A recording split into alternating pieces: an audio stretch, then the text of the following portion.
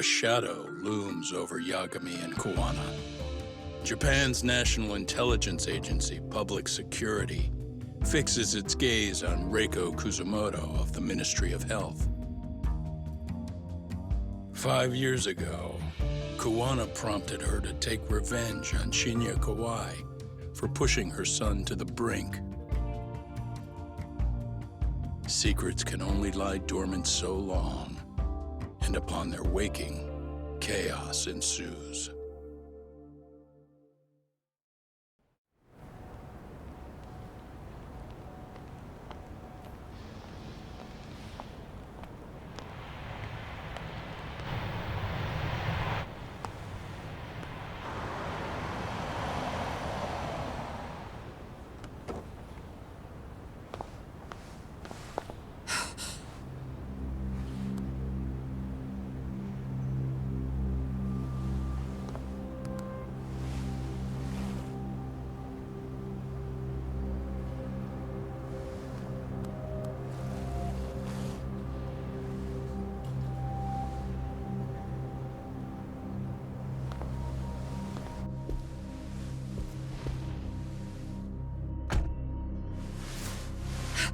What are you? Don't worry. I'll give it back to you after this. I'm sure it's bugged, and we wouldn't want anyone listening in now, would we?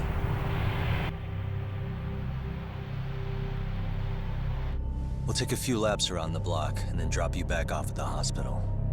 Sorry, but we just need a bit of your time. Very well. Who are you people? We're just local detectives, but Kitakata-sensei is an acquaintance of ours. We know about Mitsuru-kun, and we know that 5 years ago, a man named Shinya Kawai mysteriously disappeared and died. I have no idea what you're saying. But you do. I know how this must come across right now, so I assure you, we aren't the ones posing a threat. Fine. What is it you want, then? All I want is the truth, in your own words, about Shinya Kawai, and how you carried out his murder. You're mistaken. I didn't do it.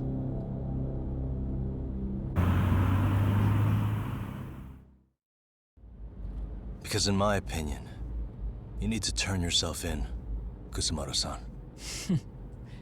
You want me to admit to manslaughter? You think I killed a real man?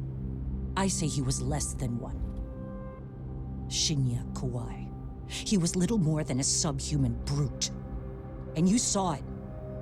You saw what that brute did to my son. I hated Kitakata-sensei. He was an incompetent teacher. An idiot who turned a blind eye to Mitsuru being tortured. But that changed when he suddenly showed up 8 years later. And then he showed me that video.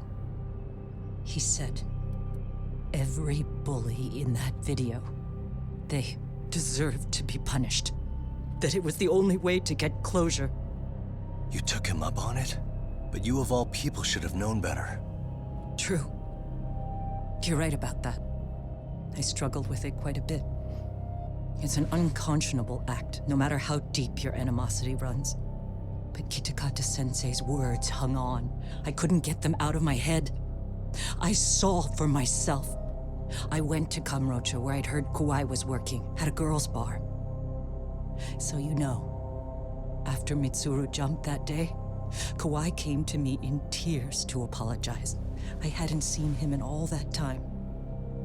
If he'd frozen in place when he saw me, if he'd been the slightest bit apologetic, I might have been able to stay my hand. I take it he didn't do any of that. Right. He didn't even recognize my face. And that's hardly the worst part of it, actually.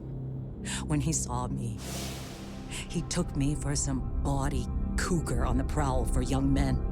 If you've got the cash, I'll show you a good time, he said. All those tears he'd shed years earlier were a farce. But I knew that. Deep down, I'd already known that.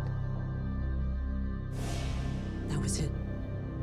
That was the moment I lost all doubt about killing him.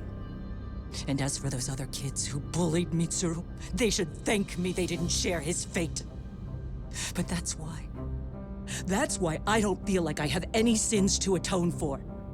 Every night I pray he will wake up. What more can you ask me to endure? Kuwana said something similar. But you think you can repeat all that?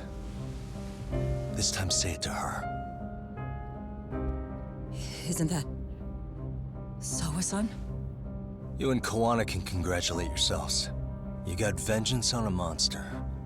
But what you're choosing not to see is that your actions had consequences for her. It's vicious.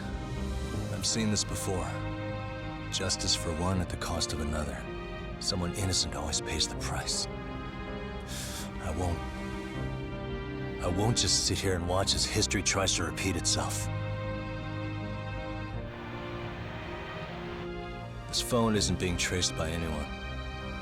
So, if you have a change of heart, just give me a call before you turn yourself in.